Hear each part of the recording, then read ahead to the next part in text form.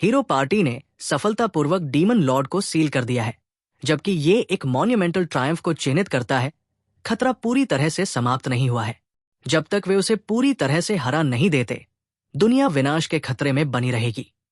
समूह इस बात से बोझिल है कि वे अपना मिशन पूरा करने में असफल रहे, लेकिन उनका लीडर उन्हें आश्वस्त करता है कि सारी होप खत्म नहीं हुई है। वो दृढ़ता से मानता है कि भविष्य में एक दिन एक नया हीरो उभरेगा जो उनकी लेगेसी को आगे बढ़ाएगा और आखिरकार डीमन लॉर्ड का अंत कर देगा। कई साल बाद अंक पार्टी थंडरपाइक एक सार्वजनिक डंजन रेड के बीच में होती है, जब दो फाइटर्स हमला करते हैं। मैजिक यूजर्स अपने स्पेल्स कास्ट करना शुरू करते हैं और पार्टी के सपोर्टर युका के बफ्स की मदद से वे रिकॉर्ड समय में हाइड्रा को हरा देते हैं। व्यक्तिगत रूप से थंडरपाइक के सदस्य पहले से ही काफी मजबूत हैं, लेकिन जब वे एक साथ काम करते हैं तो वे लगभग अजेय होते हैं। यही कारण है कि उनके इतने फैंस हैं। हालांकि भले ही वे बाहर से परफेक्ट टीम लगे, लेकिन सच्चाई यह है कि वे आपस में उतना अच्छा नहीं निभाते जितना लोग सोचते हैं। असल में जैसे ही स्ट्रीम समाप्त होती है, रेड मेज युका टीम को सूचित करता है कि वो थंडरपाइक को तुरंत छोड़ रहा है। पार्टी लीडर साइमन पूछता है कि वो क्यों छोड़ रहा है, और युका बताता है कि उसे रिवॉर्ड मनी का उचित हिस्सा नहीं मिल रहा। आज उसे इतनी कम राशि मिली है कि उसे पेडे लोन्स लेने पर विचार करना पड़ सकता है, जो वो किसी भी हाल में नहीं चाहता। साइमन युका के कम वेतन को सही ठहराने की कोशिश करता है, ये कहते हुए कि युका पार्टी में ज्यादा योगदान नहीं देता। बैरी इस बात पर जोर देता है कि युका कभी भी सीधे लड़ाई में शामिल नहीं होता। वो बस अपने बेकार एन्चांटमेंट से उनकी आइटम्स ड्यूरेबिलिटी को खराब करता रहता है। युका को यकीन नहीं होता कि बैरी उसके एन्चांटमेंट्स को बेकार कह रहा है, लेकिन केवल वही नहीं जो ऐसा सोचता है। केवल जेमी को लगता है कि युका उपयोगी है, लेकिन वो भी सिर्फ इसलिए क्योंकि वो उनकी स्ट्रीम्स सेट करने में अच्छा है। कैमिला युका से कहती है कि अगर वो ज्यादा कमाना चाहता है तो उसे टीम में ज्यादा सक्रिय योगदान देना होगा, लेकिन युका असहमत है, ये कहते हुए कि कैमिला को ऐसा कहने का कोई हक नहीं, क्योंकि वह एक हीलर है और वो हमेशा उसे लड़ाइयों में बचाता है। साइमन सवाल करता है कि क्या युका को सच में विश्वास है कि वो अकेले संभाल सकता है। वो याद दिलाता है कि युका के पास सिर्फ भी रैंक इसलिए है क्योंकि वे बचपन के दोस्त हैं और साइमन ने उसे थंडरपाइक में शामिल होने का मौका दिया था। अब जब युका आधिकारिक तौर पर थंडरपाइक छोड़ चुका है, वो गिल्ड रिसेप्शनिस्ट के पास किसी उपलब्ध काम के बारे में पूछताछ करने जाता है। वो हैरान होती है कि इतना प्रसिद्ध एडवेंचरर काम की तलाश में है और पूछती है कि क्या कुछ हुआ थंडरपाइक के साथ। युका बताता है कि उसने टीम छोड़ दी है। रिसेप्शनिस्ट ज्यादा चकित नहीं होती क्योंकि ऐसी स्थितियां आम हैं और उसे एक फॉर्म भरने को देती है ताकि वह उसे किसी नई टीम में असाइन कर सके। जैसे ही वो फॉर्म भरकर वापस देता है, एक लड़की दौड़कर आती है और उसे जोर से गले लगा लेती है। लड़की का नाम मैरीना है और वो आधा साल पहले युका की प्रिलिमिनरी एडवेंचर क्लासेस की स्टूडेंट थी। युका खुश होता है कि वो ठीक है। वो जिज्ञासा से पूछती है कि युका यहाँ क्यों है, और वो बताता है कि वो अभी नई पार्टी खोज रहा है क्योंकि उसने हाल ही में थंडरपाइक छोड़ दी है। मैरीना उसे वाक्य पूरा भी नहीं करने देती और कहती है कि अगर वो नई पार्टी खोज रहा है तो वो अपने प्रिय टीचर को अपनी टीम में शामिल करना पसंद करेगी। युका उसके प्रस्ताव को स्वीकार कर लेता है और कुछ मिनटों बाद वो मैरीना और उसकी टीम के साथ बैठकर आगे की संभावनाओं पर चर्चा करता है। ये संभावना कि वो सिल्क से जुड़ सकता है युका को उत्साहित कर देती है। उनके समूह का हिस्सा बनने के विचार से वो बहुत खुश है, लेकिन वो आश्चर्यचकित भी है कि इतना अनुभवी एडवेंचरर एक डी रैंक पार्टी में क्यों शामिल होना चाहेगा। युका वर्तमान में भी रैंक पर है, इसलिए वो शायद एक बेहतर पार्टी में शामिल हो सकते हैं, लेकिन उन्हें डी रैंक पार्टी में रहने से कोई आपत्ति नहीं है। सच कहें तो वो इसे इस तरह पसंद करते हैं। जब वो थंडरपाइक में थे तो हमेशा हाई लेवल मिशंस लेते थे, जिससे युका को बहुत सारे मैजिक आइटम्स खरीदने पड़ते थे और वो लगातार कर्ज में रहते थे। इसलिए अब वो कुछ समय के लिए आराम से रहना चाहते हैं और केवल लो लेवल क्वेस्ट्स को पूरा करना चाहते हैं। मैरीना, सिल्क और रेन सभी इस विचार से सहमत होते हैं और युका आधिकारिक रूप से उनकी पार्टी का सदस्य बन जाता है। उनका पहला मिशन है पेंटल माइंड डंजन से मैजिक आयरन ऑरे इकट्ठा करना। लंबे समय बाद युका को किसी मिशन को लेकर इस तरह की एक्साइटमेंट महसूस होती है और ये उन्हें उनके शुरुआती एडवेंचरर दिनों की कई यादें दिलाता है। युका को याद आता है कि इस डंजन की 6th फ्लोर पर बहुत सारा मैजिक ऑयल है और सिल्क बताती है कि वो सही है, लेकिन वे 5th फ्लोर बॉस से लड़ाई से बचना चाहते थे। इस पर युका सुझाव देते हैं कि उन्हें 4th फ्लोर से शुरुआत करनी चाहिए। जैसे ही वे डंजन में प्रवेश करते हैं, मैरिना आगे बढ़ती है और ट्रैप्स का पता लगाने के लिए एक स्टिक का उपयोग करती है। युका को गर्व महसूस होता है क्योंकि वो बिल्कुल वैसे ही कर रही है जैसा उन्होंने उसे सिखाया था। फिलहाल युका मैरिना से कहते हैं कि उन्हें लीड लेने दें और समझाते हैं कि उनके पास इस स्थिति से निपटने का एक अधिक प्रभावी तरीका है। मैरिना को आश्चर्य होता है क्योंकि उनकी पार्टी में स्काउट या थीफ नहीं है जो ट्रैप्स डिटेक्ट कर सके। जबकि ये सच है, युका ये रिवील करते हैं कि उनके पास एक मैजिक आइटम है जो इस स्थिति में मदद कर सकता है। ये एक डिटेक्शन लैंप है जो एक विशेष प्रकार के ऑयल की मदद से ट्रैप्स को इल्यूमिनेट करता है, जिससे उन्हें उतनी ही आसानी से देखा जा सकता है जितना एक स्काउट कर सकता है। ये लैंप वाकई उपयोगी है, लेकिन सिल्क पूछती है कि क्या युका इसे इस्तेमाल कर सकते हैं क्योंकि स्पेशल ऑयल बहुत महंगा लगता है। युका बताते हैं कि हाँ, ये आमतौर पर महंगा होता है, लेकिन उन्होंने इसे अपनी एल्केमी से बनाया है जिससे उन्हें ज्यादा खर्च नहीं करना पड़ा। पार्टी कॉरिडोर में ट्रैप्स से बचते हुए आगे बढ़ती है जब तक कि युका सभी को रोक नहीं देते क्योंकि उन्हें आगे कुछ महसूस होता है। वो दूसरों को सावधान रहने की चेतावनी देते हैं और लड़ाई के लिए तैयार होने के लिए कहते हैं। सभी मिलकर चार्ज करते हैं और बॉगल्स के एक ग्रुप का सामना करते हैं। सिल्क पहल करती है और पहले वार से एक बॉगल को गिरा देती है, जबकि मैरिना बाकी पर हमला करने के लिए दौड़ती है। इसी दौरान युका ओवरलैपिंग फिजिकल एन्चांटमेंट्स का यूज करके मैरिना को सपोर्ट देते हैं, जिससे उनकी कॉम्बैट एबिलिटीज बढ़ जाती है। साथ ही वो बॉगल्स को ट्रिप करने के लिए एक स्पेल कास्ट करते हैं, जिससे वे असंतुलित हो जाते हैं। इस मौके का फायदा उठाकर मैरिना हमला करती है और एक ही फ्लूइड मोशन में दोनों बॉगल्स को 2 टुकड़ों में काट देती है। वो खुद भी इस पर आश्चर्यचकित होती है और युका से पूछती है कि क्या ये सब उनकी मैजिक की वजह से हुआ। युका पुष्टि करते हैं कि उन्होंने मैरिना की मदद के लिए 3 तरह के एन्चांटमेंट्स डाले थे। रेन इस बात से प्रभावित होती है कि युका ने बिना किसी इनकेंटेशन के 3 एन्चांटमेंट्स एक साथ कास्ट कर दिए। हालांकि युका इसे कोई खास बात नहीं मानते और सभी को आगे बढ़ने के लिए कहते हैं। जैसे ही वे माइन में और गहराई में जाते हैं, वो लड़कियों से पूछते हैं कि उनका यूजुअल डंजन एक्सप्लोरेशन रूटीन क्या है।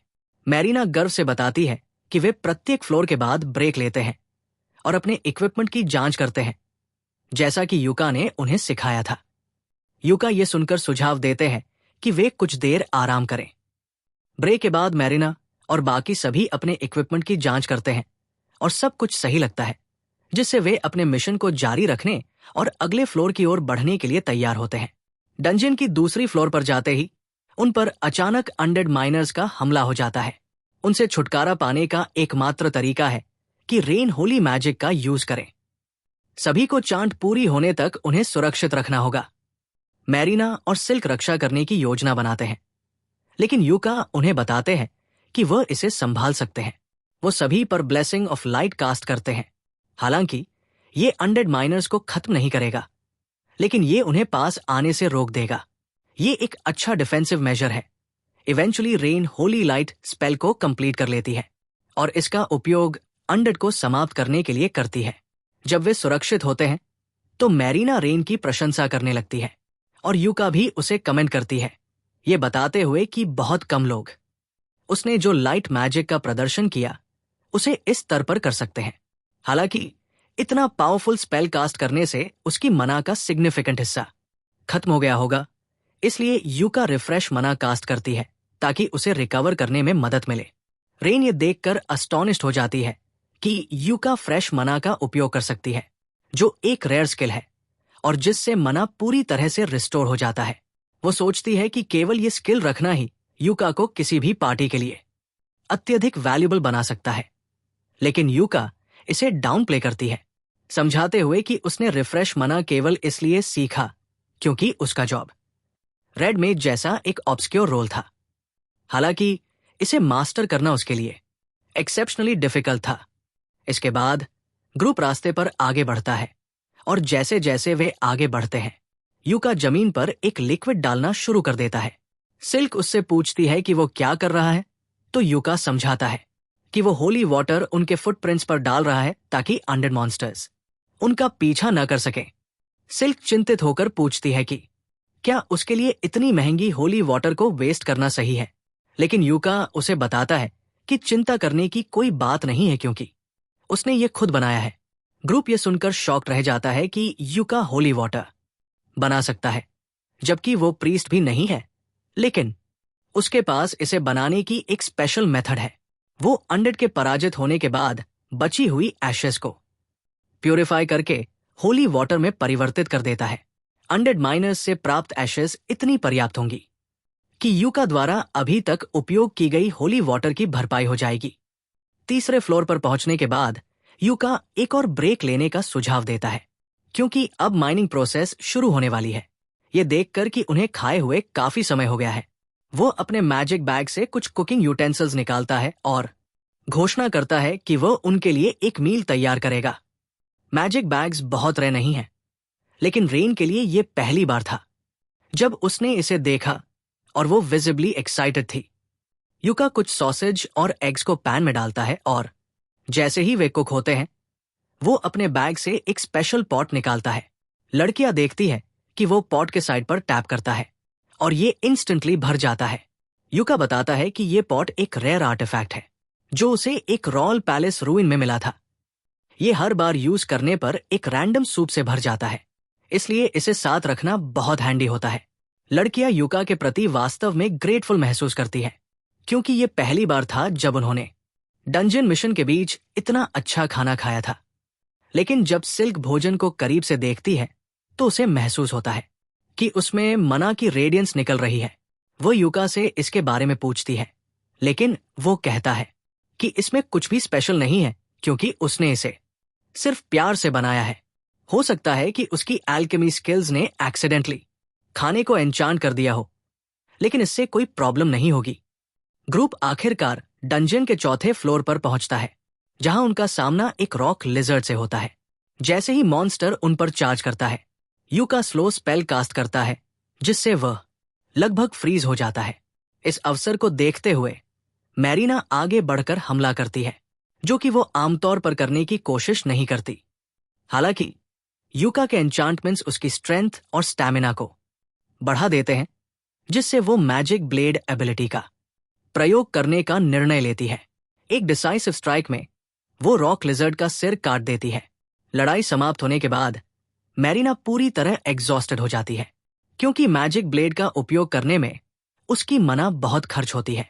लेकिन यूका उसे इसे ज्यादा से ज्यादा यूज करने के लिए एनकरेज करता है ताकि उसका शरीर इवेंचुअली इसे सहने का आदी हो जाए। फिलहाल वो फिर से रिफ्रेश मना कास्ट करता है ताकि मैरीना रिकवर कर सके। इसके अलावा यहां बहुत सारे मैजिक ऑर्स मौजूद थे, इसलिए यूका लड़कियों के साथ माइनिंग शुरू कर देता है। थोड़ी देर बाद वे बहुत सारे मैजिक ऑर्स इकट्ठा करने में सफल होते हैं। यूका पूछता है कि क्या उन्होंने अपने क्वेस्ट की रिक्वायरमेंट्स पूरी कर ली है, लेकिन सिल्क बताती है कि उन्हें अभी भी थोड़ा और चाहिए। दुर्भाग्य से इस फ्लोर पर कोई और मैजिक ऑर्स नहीं बचा था, जिसका अर्थ है कि उनके पास केवल एक ही ऑप्शन बचा था, 5वें फ्लोर के बॉस को हराकर 6ठे फ्लोर पर उतरना। बाकी की लड़कियां इस योजना को लेकर असहज हैं, क्योंकि 5वें फ्लोर का बॉस स्टील क्रैब है और उन्हें यकीन नहीं है कि वे ऐसे मजबूत दुश्मन के खिलाफ जीवित रह पाएंगी। हालांकि यूका उन्हें आश्वस्त करता है कि चिंता करने की कोई बात नहीं है और वो खुद बॉस को अपनी पूरी क्षमता से हराने का वादा करता है। थोड़ी देर बाद वे बॉस के कमरे में पहुंचते हैं, लेकिन अंदर जाने से पहले यूका एक कैमरा आर्टिफैक्ट निकालता है। रेन उसे पहचानता है और पूछता है कि क्या यूका अपनी लड़ाई को लाइव स्ट्रीम करने का प्लान कर रहा है, लेकिन वो असल में सिर्फ उसे रिकॉर्ड करना चाहता था। वो हमेशा अपनी लड़ाइयों को रिकॉर्ड करता है ताकि बाद में अपनी गलतियों का अध्ययन कर सके। अगर वो वैसे भी रिकॉर्ड करने जा रहा है तो मरीना उससे कहती है कि इसे लाइव स्ट्रीम बनाए, क्योंकि उसे लगता है कि ये बहुत मजेदार होगा। यूका लाइव स्ट्रीम करने के लिए सहमति देता है, लेकिन जैसे ही वो इसे सेटअप करता है, उसे एहसास होता है कि उसे अपनी पार्टी का नाम नहीं पता है। वो दूसरों से पूछता है और सिल्क ये स्वीकार करता है कि उन्होंने अभी तक पार्टी का नाम तय नहीं किया है। दरअसल वे आधिकारिक रूप से रजिस्टर्ड भी नहीं है। ये सुनकर यूका उनसे पूछता है कि क्या उनके पास टीम का कोई नाम है। मरीना कुछ देर सोचने के बाद क्लोवर नाम का सुझाव देती है, खासकर एक 4 पत्तों वाला क्लोवर जो उनके 4 सदस्यों का प्रतीक होगा। सभी को ये विचार बहुत अच्छा लगता है और उसी पल से वे क्लोवर के नाम से जाने जाएंगे। तभी यूका को एहसास होता है कि ये उनकी पार्टी का पहला लाइव स्ट्रीम होने जा रहा है और अगर वो अकेला स्पॉटलाइट में होगा तो उसे बुरा लगेगा। तो वो दूसरों से पूछता है कि क्या वे उसे बॉस से लड़ने में मदद करना चाहते हैं, लेकिन सभी उसे बताते हैं कि उसे अकेले ही इसे संभालने देना चाहिए। इस स्थिति में यूका कोई भी कसर नहीं छोड़ता। वो अपने ऊपर ग्रेट ब्लिंक शैडो और प्रोटेक्टर शील्ड बफ्स कास्ट करता है और फिर बॉस के कमरे में जाता है। स्टील क्रैब जागता है और तुरंत यूका की तरफ दौड़ता है, लेकिन वो अपनी स्पीड बफ्स का उपयोग करके हमले से तेजी से बच जाता है। जब वो सुरक्षित रूप से इसके रेंज से बाहर होता है तो वो क्रैब पर एक के बाद एक डेबफ स्पेल्स का इस्तेमाल करता है। इसके पर्याप्त रूप से कमजोर होने के बाद यूका एक ग्रेविटी स्पेल कास्ट करता है, जिससे स्टील क्रैब जमीन पर गिरकर कुचल जाता है और बॉस हराया जाता है और उसे पूरा करने में उसे 1 मिनट से भी कम समय लगता है। यूका अपने प्रदर्शन से पूरी तरह संतुष्ट महसूस करता है। फिर वो स्ट्रीम खत्म कर देता है और मरीना दौड़ते हुए उसे गले लगाती है क्योंकि वो उसे इतना अद्भुत मानती है, लेकिन वो उसे थोड़ी ज्यादा ताकत से गले लगाती है। बाकी लोग उसे छोड़ने के लिए कहते हैं, नहीं तो यूका व्हील चेयर में हो जाएगा। ये सुनिश्चित करने के बाद कि उसकी पीठ ठीक है, यूका सभी को बताता है कि उन्हें स्टील क्रैब के शरीर को गिल्ड में वापस ले जाना चाहिए ताकि वे उसके पार्ट्स बेच सकें। वो इसे अपनी जादुई बैग में पूरी तरह से स्टोर कर लेता है, जो एक बड़ी मदद है क्योंकि वे इसे अपने आप नहीं ले जा सकते थे। अब तक यूका ने अपनी पार्टी के लिए एक अमूल्य संपत्ति साबित की है, लेकिन सिल्क को लगता है कि उनके लिए यूका पर इतना निर्भर रहना अनुचित है। इसके जवाब में यूका सुझाव देता है कि उनकी अगली बॉस लड़ाई में सभी को भाग लेना चाहिए ताकि वे कुछ अनुभव प्राप्त कर सकें। लड़कियों को यह विचार पसंद आता है, लेकिन अभी उन्हें उस खजाने का खुलासा करना है जिसे उन्होंने फ्लोर बॉस को हराकर प्राप्त किया है। जब वे खजाने का बक्सा खोलते हैं तो उन्हें जादुई ऑर्स की बड़ी खुराक मिलती है, जिसका मतलब है कि उन्हें अब और खनन करने की जरूरत नहीं पड़ेगी। Dungeon streams part 2। दुनिया भर में डंजन स्ट्रीम्स बेहद लोकप्रिय है और ये पब्लिसिटी के लिए एक बेहतरीन प्लेटफॉर्म के रूप में काम करते हैं।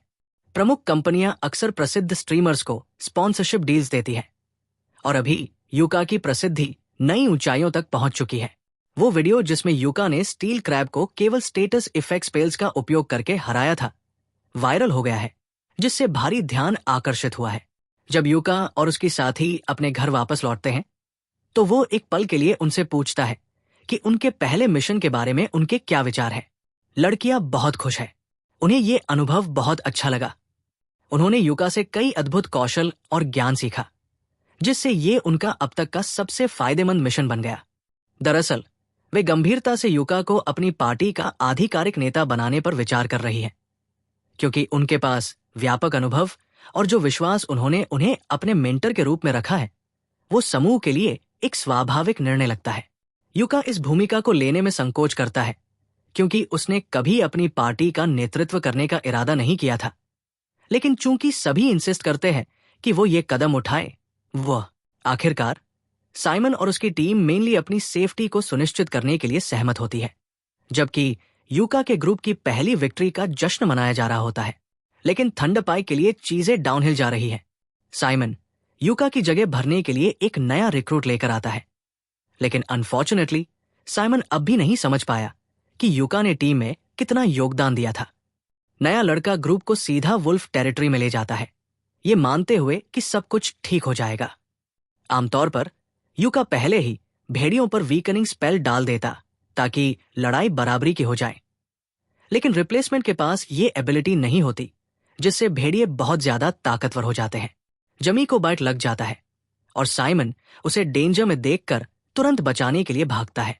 वो वुल्फ का सिर काटने में सफल हो जाता है, लेकिन जमी के पेट पर गहरे घाव हो जाते हैं। बिना ट्रीटमेंट वो ज्यादा देर तक सर्वाइव नहीं कर पाएगी। डेस्परेट, साइमन कैमिला से हीलिंग स्पेल डालने के लिए कहता है, लेकिन वो बताती है कि उसकी मना पूरी तरह खत्म हो चुकी है। वे एक सुरक्षित जगह पर जाते हैं और साइमन फर्स्ट एड देने की पूरी कोशिश करता है ताकि जमी को जीवित रखा जा सके जब तक कि कैमिला की मना वापस ना आ जाए। वो पूछता है कि क्या किसी के पास हीलिंग पोशन है। नया रिक्रूट कॉर्क के पास एक होता है, लेकिन वह देने में हेजिटेट करता है।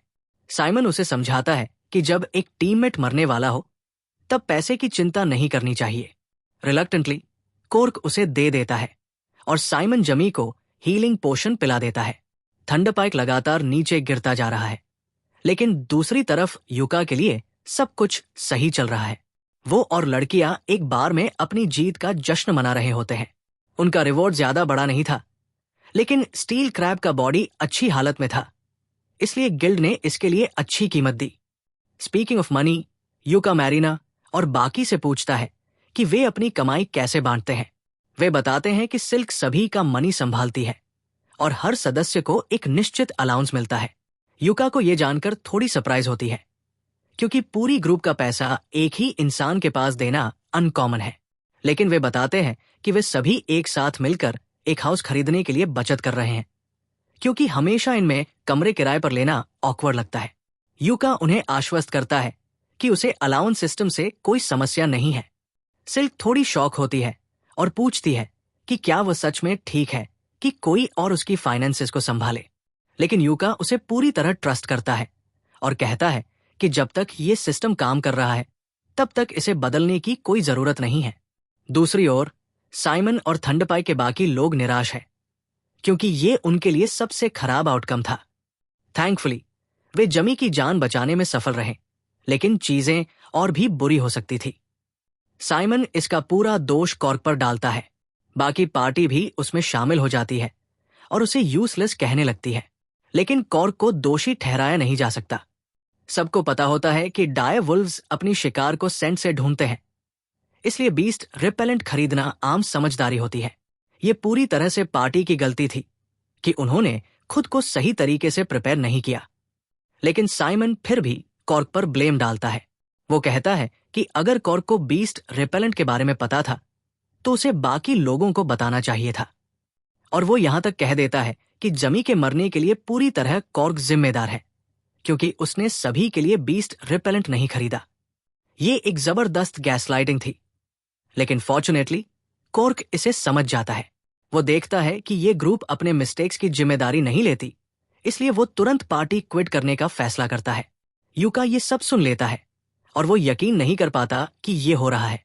उसे अंदाजा था कि थंडरपाइक उसके बिना स्ट्रगल करेगी, लेकिन उसने नहीं सोचा था कि चीजें इतनी जल्दी बिखर जाएंगी। थंडरपाइक अभी भी अपनी मिस्टेक से नहीं सीखा है, लेकिन अब उसे इसकी कोई चिंता नहीं है। वो लड़कियों की तरफ मुड़ता है और मैरिना सबको बताती है कि उन्हें कल क्या करना चाहिए। सिल्क को कुछ याद आता है जो युका ने एक बार उसे बताया था कि हर मिशन के बाद एक दिन का रेस्ट लेना इंपॉर्टेंट होता है, इसलिए वो इसका सुझाव देती है। सभी सहमत होते हैं और चूंकि युका के पास दिन ऑफ है, वो थोड़ा शॉपिंग करने का निर्णय लेता है। उसे पोशंस और स्क्रॉल्स का स्टॉक बढ़ाना है और उसे अभी भी उन डेड एशेस को होली वाटर में बदलना है ताकि वह अपनी सप्लाई फिर से भर सके। वो थोड़ी देर के लिए बिजी रहने वाला है, इसलिए वो सजेस्ट करता है कि वे सभी ब्रेक के बाद यहां मिले। उसी समय मैरिना देखती है कि day dungeon stream highlights broadcast हो रही है और युका की फाइट स्टील क्रैब के खिलाफ नंबर 1 स्पॉट पर आ गई है। युका स्टन्ड है क्योंकि उसने ये फुटेज सिर्फ कुछ घंटे पहले अपलोड किया था, लेकिन इसे पहले ही 6000 से अधिक व्यूअर्स मिल चुके हैं और नंबर्स अभी भी बढ़ रहे हैं। व्यूअर्स इस बात से फैसिनेटेड है कि कोई लेजर नोन जॉब वाला जैसे कि रेड मेज बिना एक भी उंगली उठाए स्टील क्रैब को कैसे हरा सकता है। अनाउंसर्स सभी को युका और उसकी पार्टी क्लोवर पर नजर रखने के लिए कहते हैं, ये हिंट देते हुए कि वे पोटेंशियली दुनिया की सबसे बड़ी एडवेंचरिंग टीम बन सकते हैं। साइमन और थंडरपाइक के बाकी मेंबर्स भी युका की स्ट्रीम देखते हैं और वे सभी इनक्रेडिबली जेलस हैं कि युका उनके बिना भी अच्छा कर रहा है, लेकिन वे अभी भी ये मानने से इनकार करते हैं कि युका उनके लिए शायद ज्यादा यूजफुल था जितना उन्होंने सोचा था। थंडरपाइक हमेशा हेटर्स ही रहेंगे, लेकिन ऐसा लगता है कि कोई और भी दूर से यूका से जल रहा है और वो इस बात से नाराज दिखता है कि यूका अपनी नई पार्टी के साथ कंफर्टेबल हो रहा है। कुछ दिनों बाद यूका खुद को फिर से गिल्ड में नोटिस बोर्ड पर क्वेस्ट्स स्कैन करते हुए पाता है जो शायद लड़कियों के लिए सही हो सकती है। उसकी इंडिसिशन को नोटिस करते हुए रिसेप्शनिस्ट उसके पास आती है और पूछती है कि क्या वह उसकी सहायता कर सकती है। यूका समझाता है कि वो ऐसी क्वेस्ट्स ढूंढ रहा है जो बिगिनर्स के लिए सिंपल हो लेकिन डिसेंट पे आउट भी दे। रिसेप्शनिस्ट हंसती है और कहती है कि वो कुछ ज्यादा ही ऑप्टिमिस्टिक हो रहा है क्योंकि ऐसी परफेक्ट क्वेस्ट वास्तव में एग्जिस्ट नहीं करती। फिर भी उसके सिचुएशन को देखते हुए वो उसे एक सी रैंक क्वेस्ट रेकमेंड करती है जिसमें ऑर्डन लेकसाइड फॉरेस्ट से मैजिक स्टोन्स इकट्ठा करना शामिल है। यूका सोचता है कि ये काम आ सकता है, लेकिन उसे थोड़ी क्यूरियोसिटी होती है कि ये क्वेस्ट सी रैंक क्यों है जबकि मैजिक स्टोन्स कलेक्ट करना आमतौर पर डी रैंक में आता है। रिसेप्शनिस्ट समझाती है कि हाल ही में उस फॉरेस्ट के पास एक बड़ा मैजिकल बीस्ट देखा गया है, इसलिए ये क्वेस्ट थोड़ा ज्यादा डेंजरस है। तभी मैरिना गिल्ड में प्रवेश करती है और जैसे ही वो क्वेस्ट शब्द सुनती है वो तुरंत चिल्लाती है कि उनकी पार्टी इसे एक्सेप्ट करेगी। यूका उसे कम से कम एक्सप्लेनेशन खत्म करने देने के लिए कहता है, लेकिन मैरिना कहती है कि उसे डिटेल्स जानने की जरूरत नहीं है क्योंकि अगर यूका सोचता है कि वे इसे संभाल सकते हैं तो वो भी यकीन करती है कि वे इसे पूरा कर लेंगे। ये ज्यादा मुश्किल नहीं होना चाहिए क्योंकि उसने और बाकी लोगों ने पहले भी उस फॉरेस्ट में एक क्वेस्ट पूरी की थी। हालांकि वो ये नहीं समझ पाती कि ये क्वेस्ट सी रैंक क्यों है जबकि बाकी क्वेस्ट्स डी रैंक थी। यूका फिर बोलता है, ये समझाते हुए कि ये क्वेस्ट सी रैंक इसलिए है क्योंकि हाल ही में फॉरेस्ट में एक मैजिकल बीस्ट देखा गया है। ये सुनकर लड़कियां थोड़ा हेजिटेट करती है, सोच रही है कि उन्हें ये क्वेस्ट लेनी चाहिए या नहीं। हालांकि वे अंततः इसे करने का निर्णय लेती है, रीजनिंग करते हुए कि जब तक यूका उनके साथ है सब कुछ ठीक हो जाएगा। अब जब ये तय हो गया है, यूका उन्हें अपने आइटम्स तैयार करने और 1 घंटे बाद स्टेजिया कोच पर मिलने के लिए कहता है ताकि वे फॉरेस्ट के लिए निकल सके। जैसे ही वे सब तैयार हो रहे होते हैं, रिसेप्शनिस्ट क्वेस्ट रिसीप्ट लेकर वापस आती है और यूका को टाइमिंग कुछ ज्यादा ही कन्वीनियंट लगती है। वो सवाल करता है कि क्या रिसेप्शनिस्ट ने ये सब प्लान किया था और वो इससे इनकार नहीं करती। वो बताती है कि यूका की कल की स्ट्रीम ने 10,000 से ज्यादा व्यूज हासिल किए और अब हर कोई ये देखना चाहता है कि वो आगे क्या करेगा। शर्मिंदा होकर यूका मानता है कि उसे उम्मीद नहीं थी कि उसकी स्ट्रीम इतनी अटेंशन पाएगी।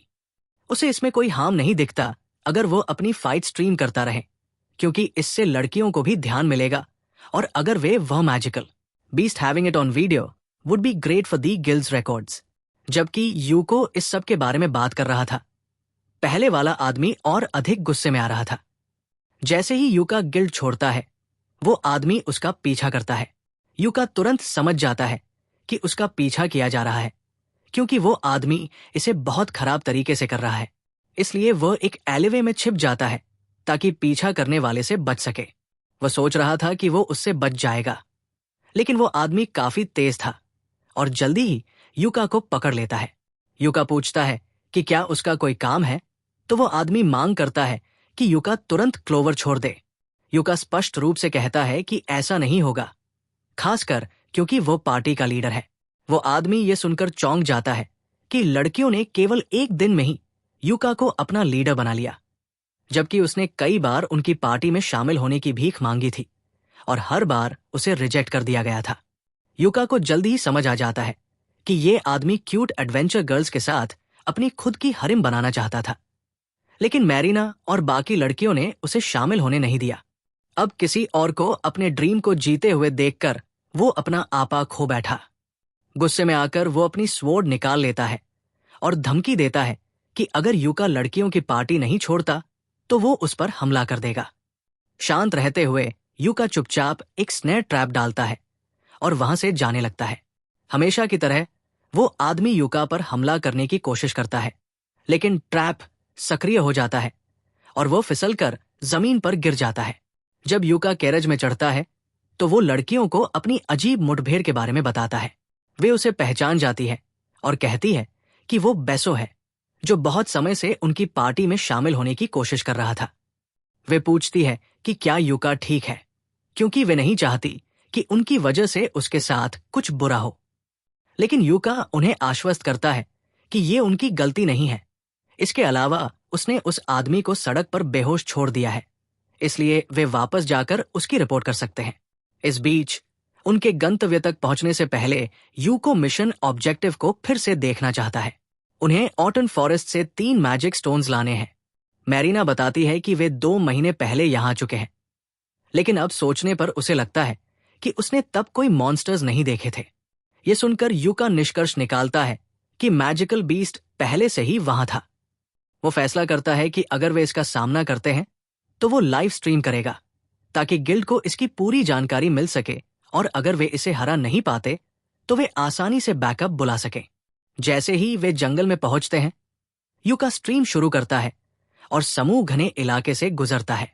यूका पीछे की पोजीशन लेता है क्योंकि बीस्ट्स आमतौर पर पीछे से हमला करते हैं। चिंतित होकर मैरीना पूछती है कि क्या उसके लिए सबसे खतरनाक स्पॉट पर रहना सुरक्षित है। यूका उसे समझाता है कि उसके पास ब्लिंक स्टेप है जिससे वो भाग सकता है, और उसके क्लोथ्स में एक्सीलेंट डिफेंस स्टैट्स है जिससे वो कुछ हमले झेल सकता है। वे जल्द ही वाटरफॉल पर पहुंचते हैं जहां उन्हें मैजिक स्टोन लेना है, लेकिन इससे पहले यूका सभी को रुकने के लिए कहता है क्योंकि उसे कुछ महसूस हो रहा है। अचानक मैजिक बीस्ट प्रकट होता है और यूका की पूरी आत्मविश्वास गायब हो जाती है क्योंकि वह एक हाई लेवल मॉन्स्टर है जो आमतौर पर डीपेस्ट डंजन्स में पाया जाता है, ज़रग। लड़कियां इतनी ताकतवर नहीं है कि इस मॉन्स्टर से लड़ सकें, इसलिए यूका उन्हें एडवेंचरर्स गिल्ड जाकर बैकअप लाने के लिए कहता है। लेकिन लड़कियां जानती है कि यूका भी इसे अकेले नहीं हरा सकता, इसलिए वे उसे अकेले छोड़ने से इनकार कर देती है। यूका उनकी डिटर्मिनेशन को देखकर मान जाता है और उन पर एन्चांटमेंट स्पेल्स डालता है। वो और मैरीना आगे बढ़ते हैं, लेकिन ज़रग आसानी से मैरीना को दूर फेंक देता है। यूका लेड स्टेटस इफेक्ट्स का उपयोग करता है, लेकिन ये ज्यादा डैमेज नहीं करता। अब यूका के पास केवल एक विकल्प बचता है, एक शक्तिशाली लेवल 5 स्पेल का उपयोग करना। लेकिन इसे पूरा करने के लिए उसे टाइम चाहिए, इसलिए वो मैरीना से ज़रग का ध्यान भटकाने के लिए कहता है। मैरीना पूरी ताकत से ज़रग से लड़ती है, जबकि सिल्क और रेन अपनी मैजिक से उसकी मदद करते हैं। इस बीच यूका अपनी प्रिज्मेटिक मिसाइल पूरी तरह चार्ज कर लेता है और इसे सीधे बीस्ट के चेहरे पर दागता है। Watch this next video on screen and subscribe ताकि आप नेक्स्ट पार्ट मिस न करें।